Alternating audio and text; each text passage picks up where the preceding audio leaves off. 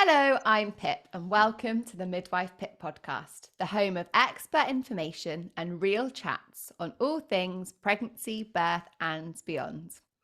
Planning a pregnancy or trying to conceive can come in so many different shapes and sizes. For some, it's a relatively smooth journey, and for others, there can be many twists and turns to navigate. However, the path to pregnancy may look for you, exploring ways to optimize your chances of conceiving and to improve the health of your pregnancy and growing baby has huge benefits for all. I'm super excited for this week's guest, leading obstetrician and gynaecologist seen on ITVs this morning as resident fertility expert, Dr Larisa Corda, to talk about her 12-week conception plan. The conception plan is a science-backed, holistic plan to overhaul your health and well-being and to optimize your chances of a successful and healthy pregnancy. And Dr. Larisa has recently published her book, The Conception Plan.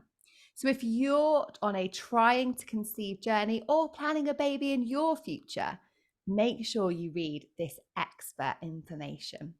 So welcome and thank you so much for joining me today, because I know this morning has been a slightly chaotic one for you. Yeah, to say the least. But as you say, as healthcare professionals, we get used to it, don't we? And we make it happen somehow. So thank goodness I'm here. We thrive in chaos, don't we? And We do. unpredictability. It's bizarre. I think it's part of our wiring now, isn't it? But I'm equally excited, and thank you so much for having me on to speak with your viewers and with yourself. Oh no, I'm delighted. Now, I need to jump straight in with you because I know what everyone listening is thinking, and that is, what led you to develop the conception plan? Because some people may have seen it, because I know you spoke about it on This Morning. For others, they may not have heard of it before. So please tell us all. So there's a couple of major reasons as to why I felt the need to write something that, on the whole, I feel addresses the whole situation of how to get pregnant fairly differently to what's out there. So there are so many brilliant books which are already available and which cover this genre, and which I've certainly, in the past come across and read myself. But I was really keen on focusing on some of the points of difference. And for me, one of the major reasons why I came up with the conception plan and wrote it is because I started recognizing that a lot of the time, patients tend to outsource a lot of their power when it comes to conception. So this goes on in particular within the world of IVF and assisted reproductive technologies, which is something I've trained in, and I've certainly seen many patients cross that route. And as a practice in itself, of course, it's this wonderful, incredible technological feat that's allowed so many people to start their own families. And sometimes it is the only option and means of having a family. So I am totally a supporter of practices that do that. But what I started to have a bit of an issue with, and what I started to see happening was the sort of consciousness behind some of these practices, and not just with assisted reproductive technologies, but just generally in terms of outsourcing that power to, whether it was medication, whether it was, a new fix-it kind of approach.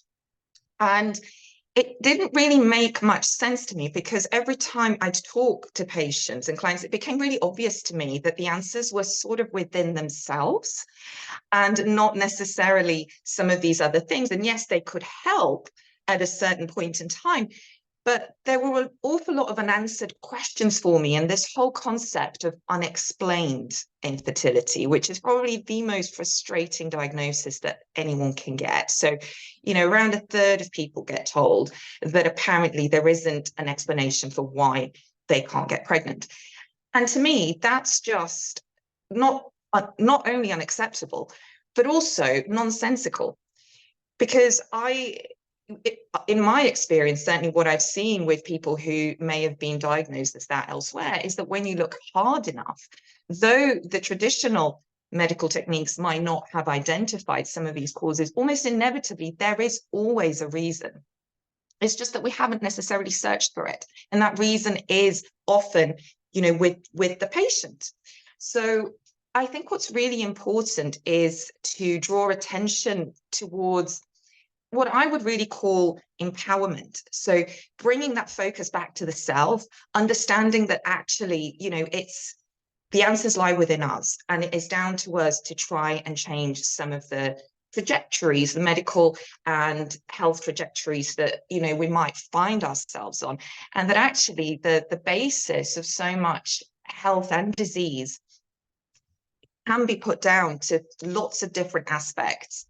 When you look in more detail at someone's life and what's going on for them, in particular, when you look at things, that actually most doctors, most traditional doctors don't necessarily pay any attention to, which is, what was your relationship like with your parents? What kind of childhood did you have? What sort of situations did you go through in life? What level of trauma did you experience as a result of that? Trauma is such a big thing. And that's what draws me onto the second part of why I wrote this book, which is that the traditional allopathic medical approach, and I think you'll probably agree with this as well, Pip, is that, it's very fragmented. And it is all about, it dissociates the mind from the rest of the body. And, it's very rare that we as traditional doctors really ask very much about people's mental health and emotional health. And yet it's so pivotal and it's so crucial when it comes to finding some of those answers that I've just been talking about. And it's really important that we dig deeper, that we try and understand what's going on for a patient, because, the body and mind communicate. And there is no way that if something is going on, below your head, that it isn't connected in some way to what's also going on with the brain and with the mind. And, the mind is a much wider concept than we used to think of. We used to assign the mind only and purely to the brain. But actually, in my book, I argue that the mind is something that, is embodied by every cell of our bodies, because we now have the research and the science to point to the fact that actually our cells are capable of storing memories, conveying really important information, communicating with every single organ in our body. And so it's this, I really think of the body as this finely tuned symphony of all sorts of different messages, whether they're biochemical, whether they're energetic, whether they're hormonal, going on within us. And the whole of us, not just fragmented parts of us. And we need to start looking at people through this multi-systemic holistic approach, rather than just purely focusing on, let's say, their reproductive organs if they're struggling to get pregnant, because there's so much more to it than that. And, as I always say, the brain is probably one of the most important reproductive organs that there is. Yet everyone always attributes that to the ovaries and to the womb or testicles. So those are the main reasons, I guess. I felt the need to write something that was quite different and that would contribute to this already, expanding area of a genre and topic, because the struggle to conceive is very real, and so many people suffer with this. It's just not talked about anywhere near enough. 1 in 7 couples, heterosexual couples, struggle to become pregnant. And, that number's huge, and it's expanding. And it isn't just down to age, because we see this across the board with younger age groups. And I'm sure you've probably come across that as well. Yeah, absolutely. And I absolutely love and really appreciate as a medical professional, the holistic approach that you're taking to conception, and that putting that power back in the hands of that couple and that woman's body. Because I think over the years, probably over the last generation or two, or maybe even 3, I think generally in the pregnant space or trying to conceive space, we've really lost that a little bit. And we're just starting to have these conversations where we give that empowerment back to the women. And I love that actually you're stripping that back to before you even got pregnant. So we already start that journey with an empowered person, which then leads so beautifully onto those following steps of their journey through pregnancy, through birth, through the postpartum period. So it really sets you up in that place of kind of capability. And I think as women, we've lost that quite a lot. And like you say, become really reliant on, there must be a problem, therefore fix me with a medical Right. route, and giving that over to a Right. practitioner rather than taking some of that in yourself. Yeah, exactly that. I love what you just said. And it, the two are absolutely interrelated, preconception, conception, and then what happens whilst you're pregnant, during your labor, postnatally, and I'd argue even in the menopause. The preconception period is something we've never ever paid much attention to. I think at most people regard preconception as taking a bunch of vitamins, right? And and Take your that's folic about it. acid and that's, Take yeah, your folic start acid. trying. That's what everyone's been told. Although really it's folate, we should be methylated folate, we should be taking. That's a whole other conversation. That's what most people come to know and understand about the preconception period. So it's really minimized. It tends to be sidelined in health. And yet, if you look at all the science behind it, it is probably the most pivotal point when it comes to your health because it sets the stage for everything else that follows that For you into and your older age. child, right? Like it's not even Yes, just for you, it's for the baby's adulthood absolutely. on top. Totally. And exactly that. And that's why it's so important that you pay the necessary dues and attention that are really important at this stage of your life because it does affect you and it will absolutely inevitably affect your child. So the conception plan is really about birthing not just a healthy child, but also the healthiest version of yourself from that point on. And I think that's something that most people aren't aware of, and there hasn't been the education around that as well. And, as you point out, most people have been made to feel wholly deficient in themselves. They've learned to rely on so many other things that they've been told to do, which, are often sometimes actually, quite expensive things which are outsourced. And sometimes, yes, they can provide some answers and assistance, but actually, as I've said before, that the first point of call should really be with the self. And, patients need to be made to feel that they have a degree of power to change their own life and to change their own health. And like I say, so much science is pointing to this. So we need to be updating these practices to go with it and move away from this fast fix approach because there's never really a fast fix, is there? It's like a fast fix towards healing, and actually that just doesn't really happen. It's often this much deeper approach that's needed if you really mean to change the course of your life and your health. But it's totally doable. And once you learn to do it, once you're empowered with certain techniques, which are often incredibly inexpensive, they're just things that you can do from home and in your everyday life, you start to really shift the whole narrative, about yourself. And I think that's what's so vital for so many people and moving on into their pregnancies and afterwards as well, and caring for their children too, and in terms of the parent that they become as well. Definitely. And I think in terms of conception health, it's one of those things where we end up with a we kind of reach out for it when it's too late, or we've Yeah. already caused or there's already a problem, rather than having that kind of preventative. I don't know if we've got a listener perhaps in their early 20s that knows at some point in the Yeah. next decade they may like to start a family. Actually, that's a really powerful time to start considering your conception health, although it's not in the immediate period, rather than getting to Mm. that point where you're actively trying to conceive and it's been a couple of years and then you're problem solving when it Yeah. feels really time pressured and stressful because all you want to do is have that positive pregnancy test. So I think it's Right. really useful to think of conception as a woman at any age that knows you want to start a family in the future, to start Yeah. educating and empowering yourself at that point is so powerful, and I guess Yes. our dream gold standard. Yes, absolutely. I'm so glad you brought that up because I think, with my book, I'm guessing that the majority of the readers will probably be drawn to it because they're in that process of conceiving themselves or they're about to start. As you've said, that's when most people will come across a book like this or start, taking note in terms of what they're doing and try rearranging certain habits.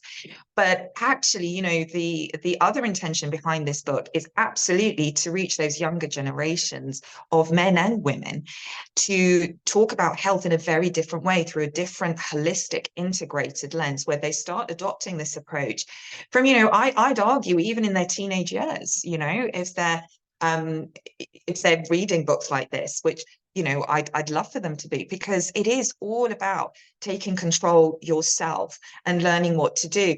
And I think as a result of that, we can become much better ambassadors for ourselves. So if we look at things, for example, like endometriosis, which I talk quite a lot about in the book, and I look at various different conditions that might be a barrier to conception. And the issue there is, as you know, that it can take up to 10 years to sometimes just diagnose. And so many women, do either don't get listened to, or that it's made to seem as if it's just in their head and their periods aren't really as painful as they say they are, or some of their symptoms really aren't potentially as bad as they are, or they get put on the pill very early on without that chance to really understand their own bodies and what's going on and the messages that their body is sending to them. So I think we need a very different approach from a younger age, so that women are able to advocate for themselves. And actually, this goes for men too, and are able to, say, look, this is not normal for me, and I'm used to what is normal, or this doesn't feel quite right, and I do want this looked at and investigated. And I think if we had that approach, along with better education across, the whole medical field, in terms of recognizing some of these symptoms, then, we'd solve an awful lot of issues and existing problems, and allow people that opportunity to prevent some of the problems that can occur later when some of these conditions do progress and then affect your ability to conceive. So we stop having this fast fix reactive approach and instead move towards prevention, right? And there's models of this around the world where we know that healthcare systems that move and have made that shift towards prevention actually do generally have healthier societies, because that is really the major approach and the major sort of change that we need to make in order to make that difference to people's lives. And I don't think we've quite reached it yet. We're moving in that direction. And I do see that with people, and they're asking a lot more questions, and people do want a different approach. It's part of the impetus that made me write this. But I think we need to be more insistent on it, and actually encourage our healthcare providers to think differently and laterally as well. I love that. It's all about having that confidence that actually we are the experts in our own bodies and we know our normal, and we get that instinct, don't we, when something's not normal. But I think it's really reassuring for listeners to hear a medical professional actually saying you can ask this, you can push that, you can question that, you really advocate for yourself. I think that's a really powerful message coming from someone that actually works frontline with patients. And one of the other things I'm really intrigued to ask you is, you mentioned endometriosis there, but in your practice and the work that you've done supporting families, what are some of the most common barriers to conception that you tend to see? I mean, I think there's quite a few. There can be a wide range of issues that people are affected by. So the most obvious things that can be barriers to conception, yes, are specific conditions that may have been diagnosed, such as endometriosis. Polycystic ovaries is another major one, where ovulation isn't necessarily occurring as often as it should. But in addition to which, there can be a whole range of other metabolic issues and problems. And this is what I mean by this multi-systemic holistic approach. It isn't necessarily just about ovulation. Of course, ovulation is important, but ovulation is also reliant on all these other systems going well within the body, right? Your wider metabolism, and actually also your mental health too. So there can absolutely be conditions on the male and female front that affect that process. And, with men, it can be conditions that affect, their ability to produce sperm, number of sperm, quality of sperm, and so on. But taking that in a sort of wider sense, if you like, if you were to ask me what some of the, I guess, less well recognized causes are towards that, I would say, actually, and this might surprise you, trauma. Wow. So that mental health aspect, that mind body connection. Yes. So this was, I think, even a bit of a shock for my publishers, I have to say, because I sort of, when I started looking at specific patterns, through my years working with different patients, and I started to kind of piece together, as I went deeper into their histories, that there were certain aspects that were coming out almost, if you like, behavioral patterns or personalities behind certain things that I was seeing. And what started to become clear to me was that actually the way that our nervous system responds to situations, and we know this because it's been documented in science and through research, the setup for that actually occurs at a very young age. So depending on what's happened to you as a young child and thereafter, and actually going back even further, depending on what was going on in the womb. So whilst your mother was pregnant, what level of stress was she experiencing? What was she exposed to? What was going on for her in her life then, right? No one would really necessarily think to ask those questions. What kind of labor did she have? You know, what was going on during that point after you were born? You know, did you need neonatal intensive care or not? How did your childhood progress? And then your young adult life? All of these things I have found have a crucial impact in terms of how regulated or dysregulated the nervous system becomes. And they leave what I call an epigenetic imprint. So in my book, I talk a lot about epigenetics. And just to explain that briefly, this is a whole new realm of science that is essentially showing us that the control that I'm talking about, which I so strongly believe we have, is actually very real, because all of the things that happen to us in life and that we do in life have the ability to affect gene expression. So whereas we used to think that, you know, our fate was sealed by the genes that we've been dealt, and you know, in some cases, yes, there's a very strong imprint of that. But on the whole, actually, it turns out that 98% of what was called junk DNA is actually really important, because what it's doing is it's controlling the expression of these genes that we've identified and what they're actually doing. So that's really exciting, because it's suggesting, again, that power lies within us and that we can reverse some of those things that we initially thought we were dealt with and completely change the outcome of our health and potentially our whole demise. So when I talk about, you know, things that have happened to us in life, having this epigenetic imprint, I speak directly about trauma. And, you know, most people think that trauma is a really severe adverse event, like, you know, going through a war, you know, going through an assault, violence, that kind of thing. And absolutely, those are very extreme examples of trauma, which have very deep impacts. But actually, all of us experience trauma at some stage of our lives, because trauma also involves, you know, witnessing your parents going through a divorce, or, you know, being really attached to your pet when you were younger and losing them and not having that outlet to express that grief, right? And that's the other thing that, and this also might be something that, you know, a lot of people may be surprised by, but we now have evidence to show that emotional suppression, so being made to contain our emotions, being gaslit over our emotions, not having a healthy means of talking about them and expressing them, has absolutely the same effects on our brain and bodies as trauma.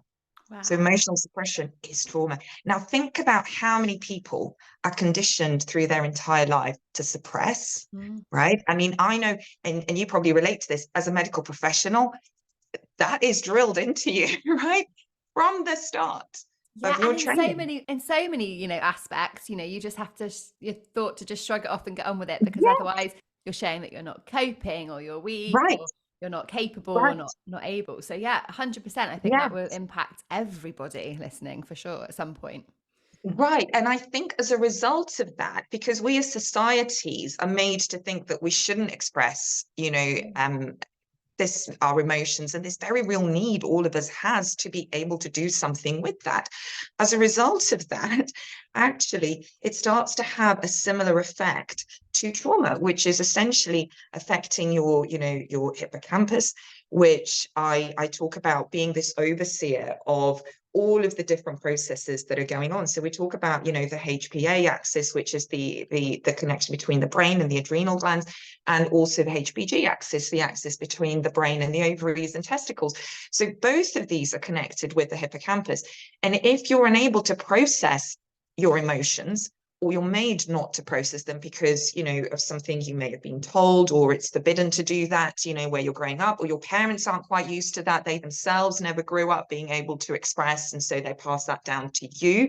This generational means of trauma, I talk a lot about that as well, and mother wounding, which is unprocessed trauma that's often held down the maternal line and which actually gets passed on to us.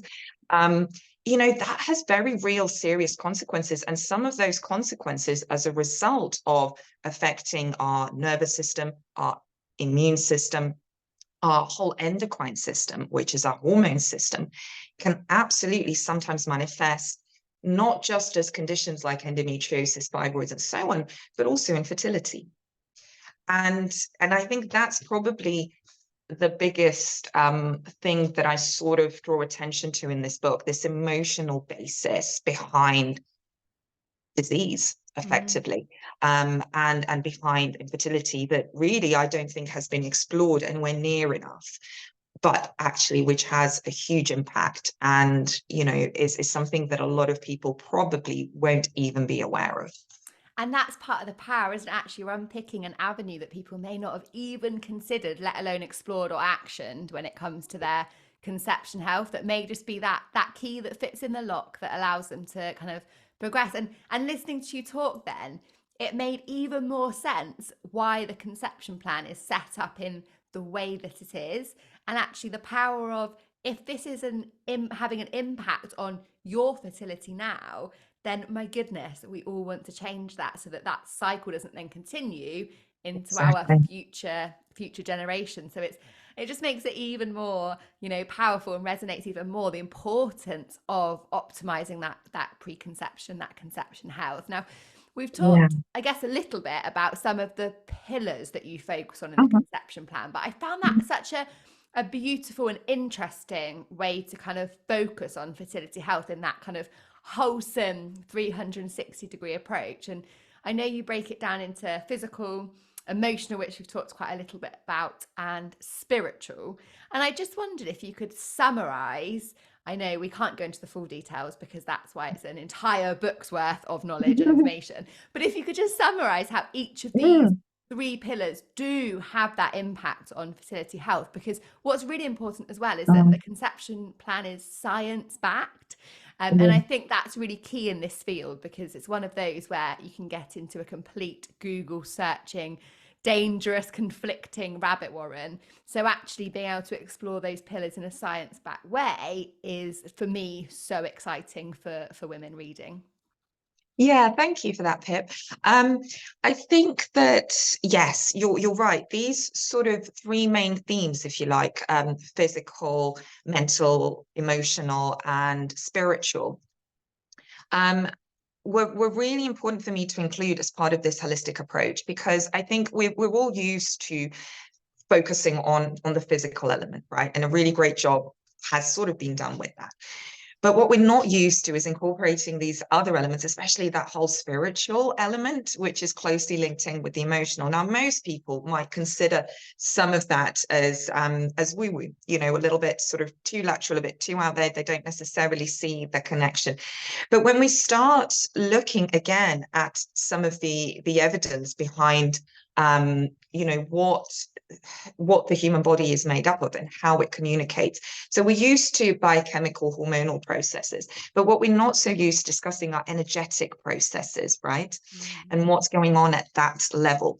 And actually, you know, it's a little bit bizarre that we're not, because if you think about some of the ways we use to diagnose conditions, you know, like EEGs and MRIs, you know, we are, what those methods are looking at are effectively the different energies that are communicating within the body, right?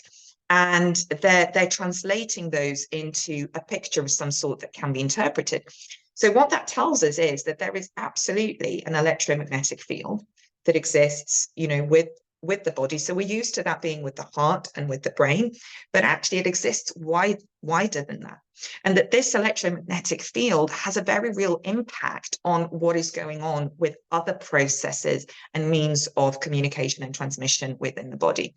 And the other thing that I think most people haven't necessarily been told, and I don't think actually even many doctors are aware of, is the fact that something called the meridian system, which is this means of energetic exchange and communication, actually develops way before the arterial and the entire vascular system, right? So when we look at, again, through a science-backed approach, what is happening with these early stage embryos, it is that meridian system which is developing first. And to me, that's super fascinating, because it's suggesting that there's almost like this energetic hologram or imprint that develops first, right? Which is supporting the rest of the body to grow and develop. And this, to me, is a really exciting frontier of medicine, because for so many years, we've been conditioned to see alternative health as completely disconnected and dissociated from, what we have come to know as traditional medicine, which is a little bit bizarre in itself, because actually, the current Western techniques are fairly modern in themselves, and the traditional medicine was always with the alternative, right? It's just that we never necessarily had the science behind it, and now that we do. So to me, what's really exciting about this is being able to draw these two different approaches together and suddenly start to understand why some of these alternative therapies, one of the most obvious that people engage in being acupuncture, for example, which absolutely does work on your whole meridian system and energetic points within the body, why they can be so useful, and why they can be done in tandem with, traditional medicine as well. And I think we've really been missing that vital link and bridge. So that's an area that I really, really wanted to address. And in particular, because I'm not sure if you see this as well, but with so many of the patients that I saw in the past, they would say to me, well, you know what, we reached a certain point, and then we just thought, what the heck, we're going to try all these other things, and go and see a shaman, go and, engage in whatever it is. Give anything And then a go and hope. Yeah. right?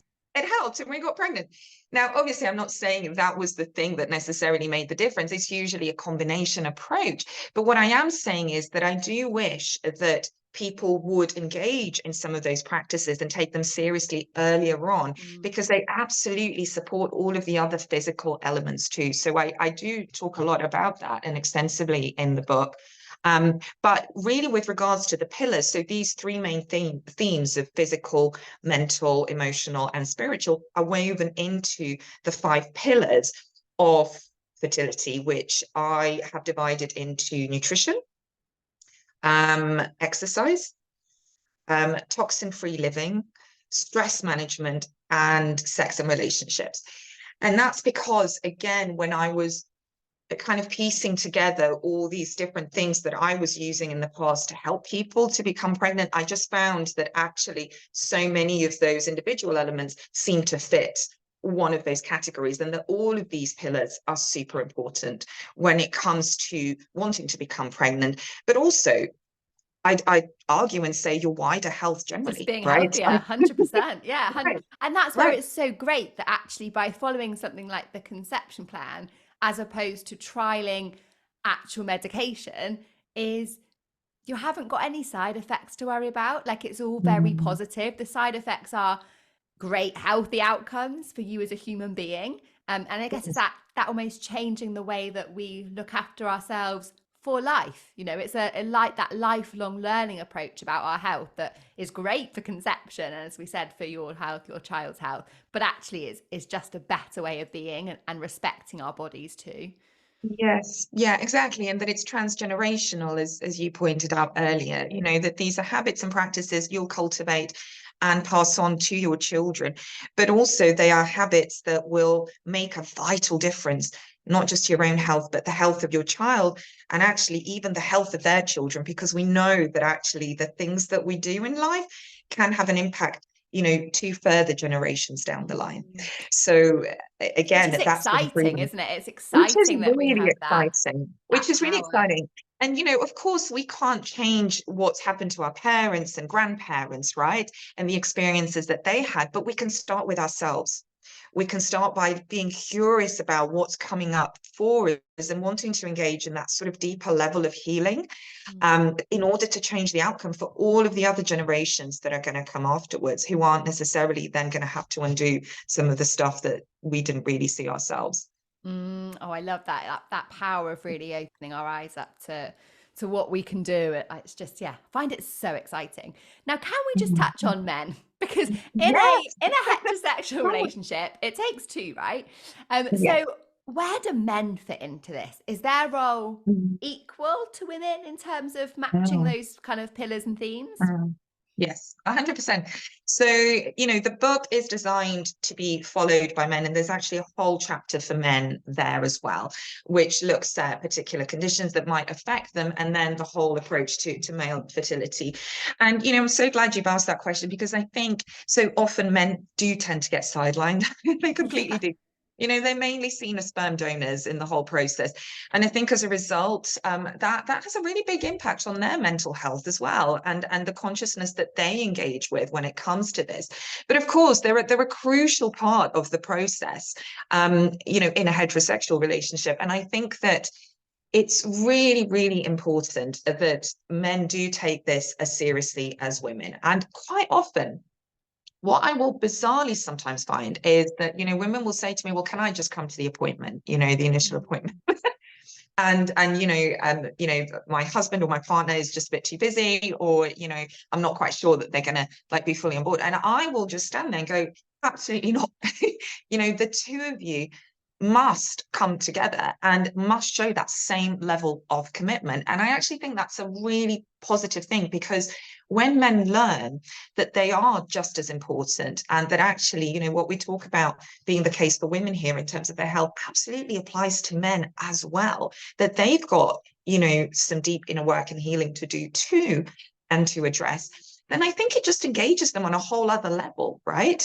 And I think that also having that approach where men are seen as equals, it also means that, the man and the woman can support one another in this process and can be there for each other, because it can be a really tough and long and winding road.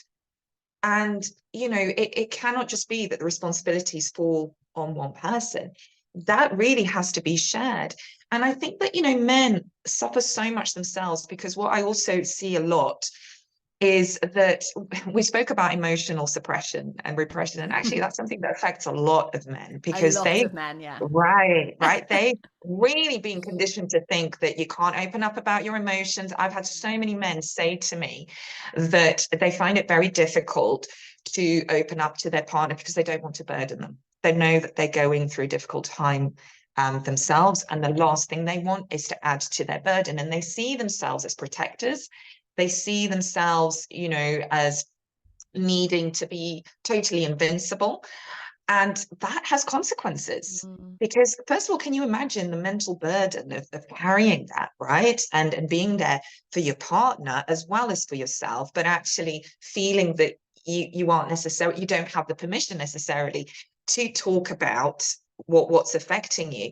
That's huge. And I think the fact that there are thankfully more male-led social media groups which are growing, there's recognition being thrown on this. I think that's really, really important, that men do have that same outlet to be able to discuss their own issues, to be able to move away from that really toxic narrative of, we don't discuss our feelings because it makes us weak. That's just a whole load of rubbish, Mm. and actually something that's been patriarchally conditioned and passed down through the generations, but has not served as well, No. and has actually led to many, many problems for people, including their health. So I think we really need to start moving away from that and empowering men, and allowing them, giving them that permission to really talk about their feelings and what's going on for them, and also seek help for that, Yeah.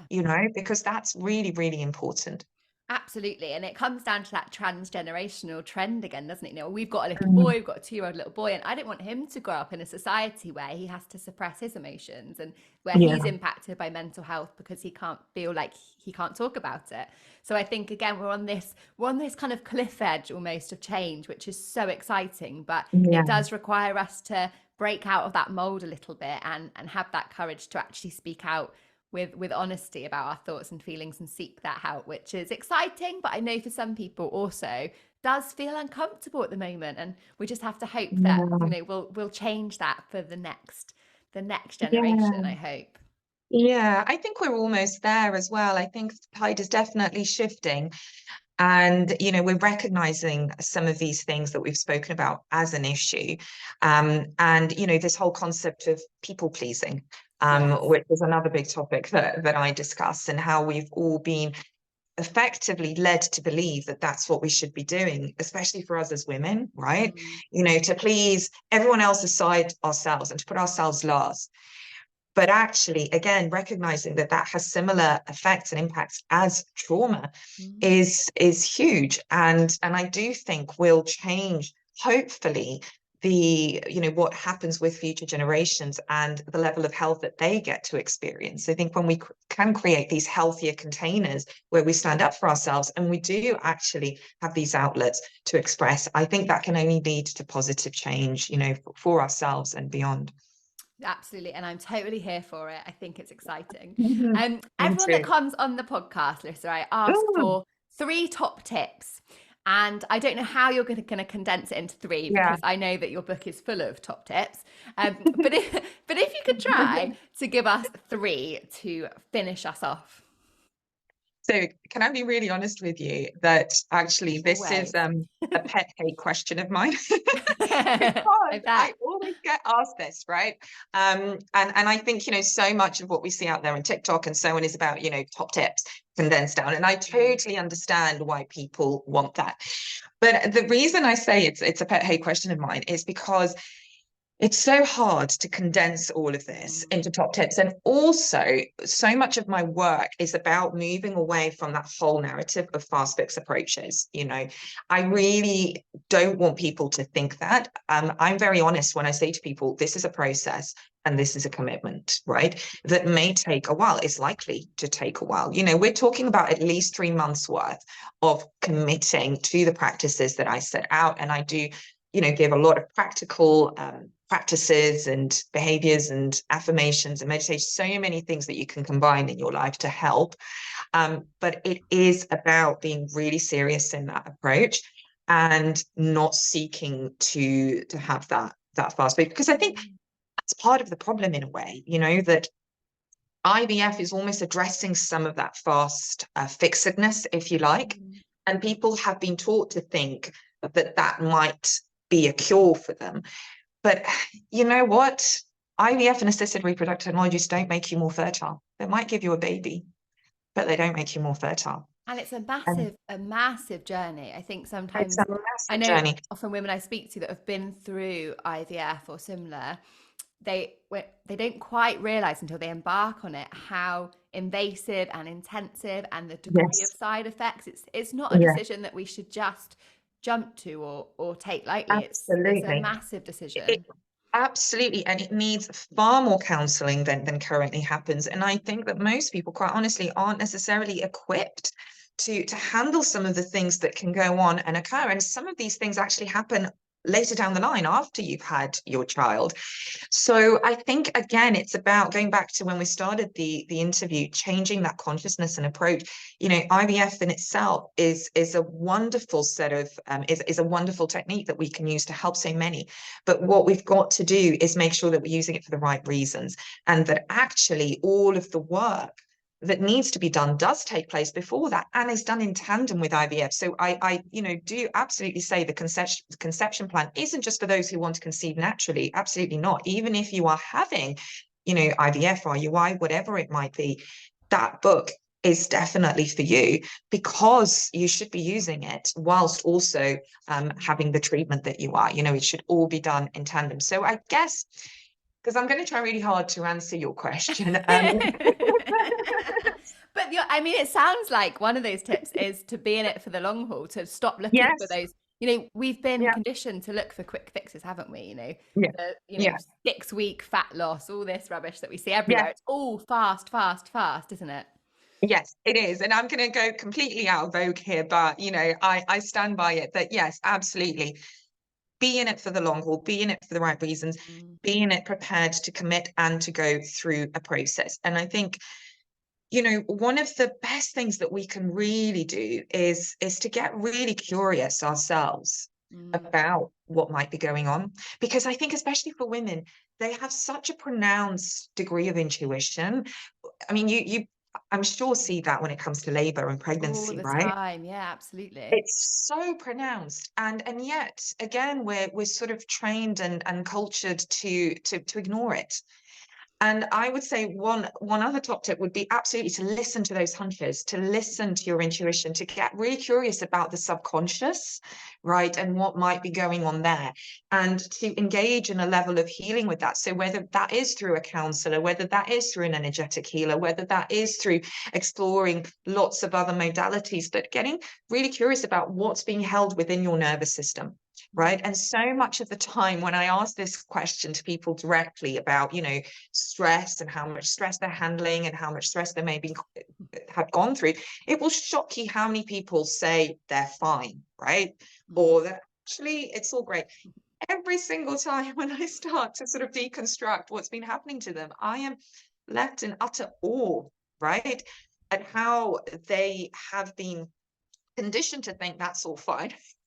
Because it's not. Like, there's an awful lot of stuff that they've had to deal with, trauma in particular, and that's just never really been addressed because of this sense of just needing to get on with it, and our society is pushing us to just kind of get on with it, sweep it under the carpet, and you've got a job to do, whether that's a professional job or whether that's being a mother, a sister, a carer, whatever it might be. There's this sense of sucking it up, right? Yeah. And actually that I think is something that we really have to start saying no to, and have to start getting inquisitive about with regards to, well, where's that come from, and is that really authentic and aligned with who I am, and how is that leaving me feeling, and have I really addressed all of those things that have happened to me in my life, or am I just kind of projecting them into various other aspects of my life and my health as well. So I'd say those are probably some of the main things. But also in amongst that, to learn to be kind and compassionate with yourself. That's beautiful. That's a Uh, message we really need to shout from the rooftops, I think, more and more in society, yeah, isn't it? yes, it really, really is. It's so important because so many of us beat ourselves up about doing this and doing that, and have I got it right? I had to talk about this in the book. I once had a patient who blamed herself because she drank a green smoothie, right? And that she thought she might have had too many of those that led to some of the consequences. So women constantly blame themselves, whatever it is that they're doing. They're so hard on themselves. And I'm testament to that too. I think there isn't a single one of us that hasn't done that. Mm, And I think we again need to move away from that and actually take stock of what we have done, what we are capable of, the difference we make to people's lives.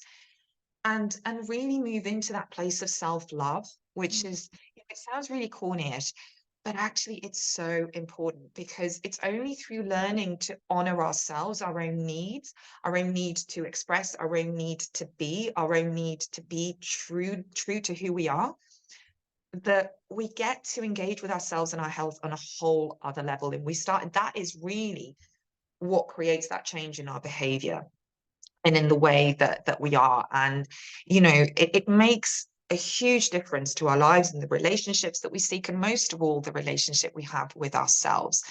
So I'd say that's possibly the biggest thing I'd love people to take away from this, that level of coming into the self and learning to empower yourself with the tools that you need to reach that place of self-love, to be able to make the best decisions for yourself that are not conditioned by the rest of society and what you're necessarily being told to do.